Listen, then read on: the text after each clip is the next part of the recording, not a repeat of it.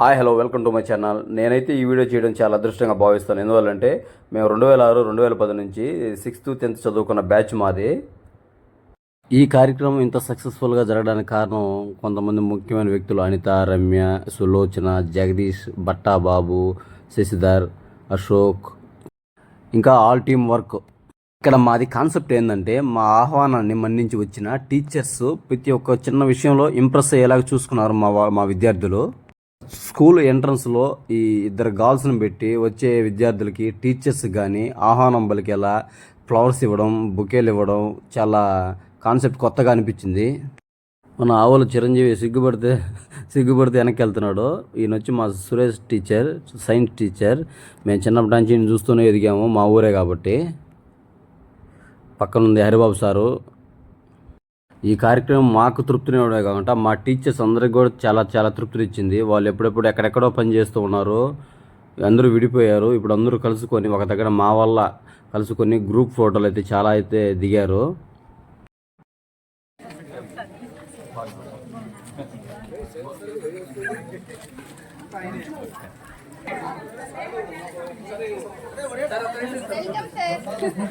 Welcome sir.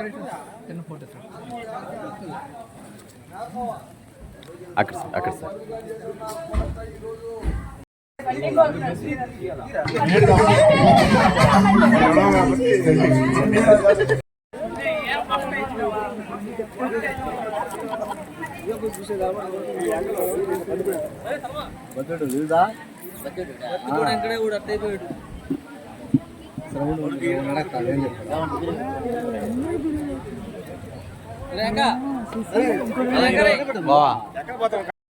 నాతో పనిచేసేటువంటి మా స్టాఫ్ అందరినీ కూడా కలిసేదానికి ఈరోజు అవకాశం కలిగింది.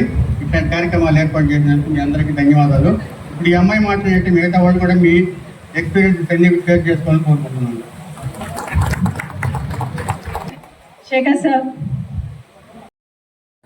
సిద్ధేశ్వరరావు సార్ మాకు అప్పుడు హెడ్ మాస్టరు. అతను అప్పుడు యూనికార్న్ బైక్ మీద వచ్చేవాడు. అడవిలో జంతువులు ఒక సింహాన్ని చూసి ఎలా అయితే దాంకుంటాయో, ఆ బైక్ సౌండ్ విన్నా, ఆ బైక్ ఎక్కడన్నా రోడ్లో కనిపించినా కూడా మేమందరం పరిగెత్తుకుంటే ఏ గోడ ఉందా, ఏ చెట్టు ఉందో సాటు పోయి నిలబడుకునే వాళ్ళమే. మా head master sir Siddheswara Rao sir మాకు 6th నుంచి 10th వరకు లేడు, లాస్ట్లో వచ్చాడు. అయినప్పటికీ ఆయన అందరికీ మాకు ఫేవరెట్ సారు, ఫేవరెట్ టీచర్. చెప్పుకోవాల్సింది లక్ష్మీ మేడం. ఆమె ఈ కార్యక్రమంలో పాల్గొనడం నుంచి ఆమె మొహంలో చిరునవ్వు కనిపిస్తూనే ఉంది. చాలా మంచిది మేడం. మేడంకి మేము ఫస్ట్ బ్యాచ్, అందువల్ల ఆమె సంతోషం మొహంలో కనిపిస్తూనే ఉంది. ఇంకా సుజాత మేడం కూడా నాకైతే చాలా అభిమానం మేడం అంటే. ఈయన మాట్లాడే సార్ వచ్చి నాగేశ్వరరావు సారు. ఆప్యాయంగా మాట్లాడేవాళ్ళు, అంటే అలా మాట్లాడే బ్యాచ్ ఇది. ఆ బ్యాచ్ వాళ్ళు పిలిచినప్పుడు ఖచ్చితంగా అందరం కలిస్తే బాగుంటుంది అనేది ఒక ఉద్దేశం. రెండోది వచ్చి మా సార్స్, మా సిద్ధేశ్వరరావు సారు ఇలాంటి మా సార్లందరినీ ఒకసారి కలిసే అవకాశం కూడా వస్తుందనే ఉద్దేశంతో ఇది చాలా మంచి కార్యక్రమం. ఇలాంటి కార్యక్రమం ఏర్పాటు చేసిన మీ అందరికి కూడా అభినందనలు. వేదిక నడిపించిన అందరి పెద్దలకు సార్ నమస్తే. నేను ఇక్కడ మ్యాథ్స్కు వచ్చినప్పుడు దాదాపు 8 బ్యాచ్లు పోయాయి. ఫస్ట్ వచ్చినప్పుడు ఫస్ట్ బ్యాచ్, సెకండ్ బ్యాచ్ కొంచెం ప్రిపరేషన్లో అయినా. తర్వాత వచ్చేసరికి పిల్లలు మన వైపు ఎక్కువగా చెప్పించుకునేదానికే ప్రయత్నం చేసేవాడు. నేను ఫేస్ చేసినవి ఫస్ట్ బ్యాచ్లో ఏంటంటే వాళ్ళు అడిగే డౌట్లకి వీటికి ప్రిపేర్ అయ్యేవాడు. సెకండ్ బ్యాచ్ కొద్దిగా అవతల పిల్లలే మాకు ఎక్కువ ఈ చెప్పడంలో కావచ్చు, టీచింగ్లో కావచ్చు కొంత ఉపయోగపడేవాళ్ళు.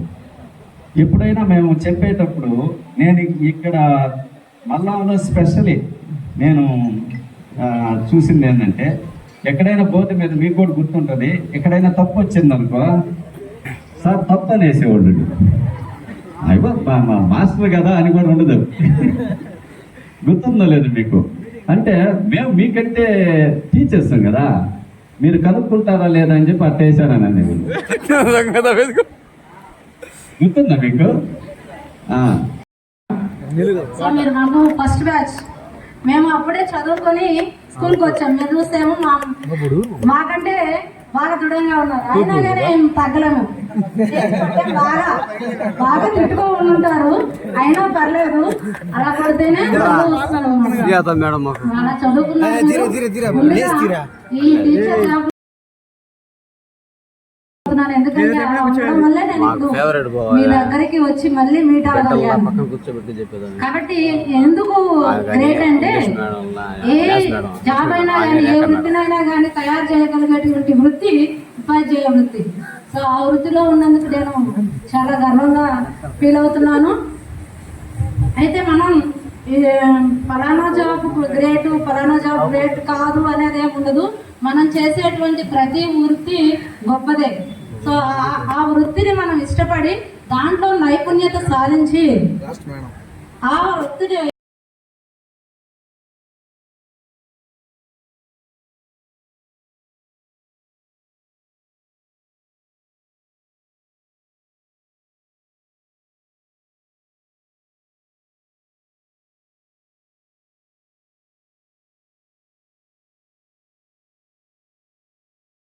కాబట్టి మీరు ఇంకేదైనా సాధించాలనుకుంటే మీకు ఇప్పటికీ టైం ఇచ్చిపోలేదు, చేయడానికి కృషి చేయండి.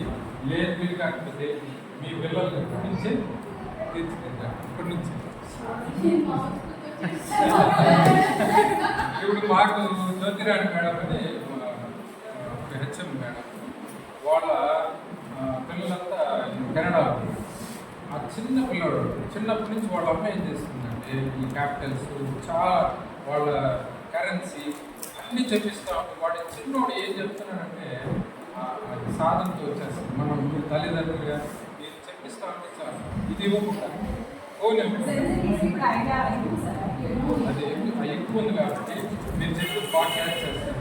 ఫోన్ మాత్రం ఇవ్వదు. అది మీ మీద వాడు ఎంత కోపడినా సరే వాడు ఇష్టం లేకపోతే కఠినంగా ఉంది. మీకు తెలియదు కాదు, కానీ అయినా కూడా నేను ఒక విషయం చెప్పాలని మంచి విషయం చెప్తాను. కాబట్టి ఫోన్ మాత్రం అడిగితే చేయబాక. అది చేయడం వల్ల తల్లిదండ్రులు కూడా చంపేసిన పిల్లలు రైట్స్ పెరిగిపోతాం. కాబట్టి మన పిల్లలకి మీరు కనుక తీర్చిదిద్దగలిగితే మళ్ళీ మనం గతంలోకి రాగలం. లేకుంటే ఇప్పుడు చాలా నేను చెప్పలేకపోయినాను, కానీ తెలుగు సార్ తెలుగులో దీవించాడు మిమ్మల్ని.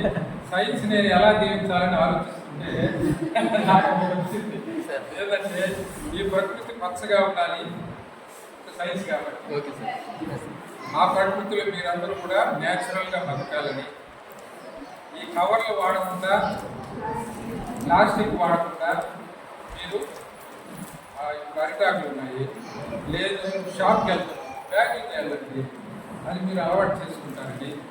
ఆ విధంగా ప్రకృతి మీకు సహకరించి వాటర్ ప్రాబ్లం రాకుండా, ఫుడ్ ప్రాబ్లం రాకుండా మీరందరూ సుఖంగా ఉండాలని వాళ్ళందరూ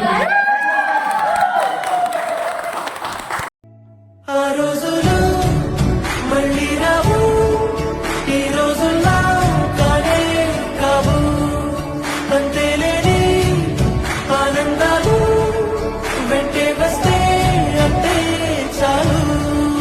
ఆ రోజులు మళ్ళీ రావు, ఈ రోజుల్లో కానీ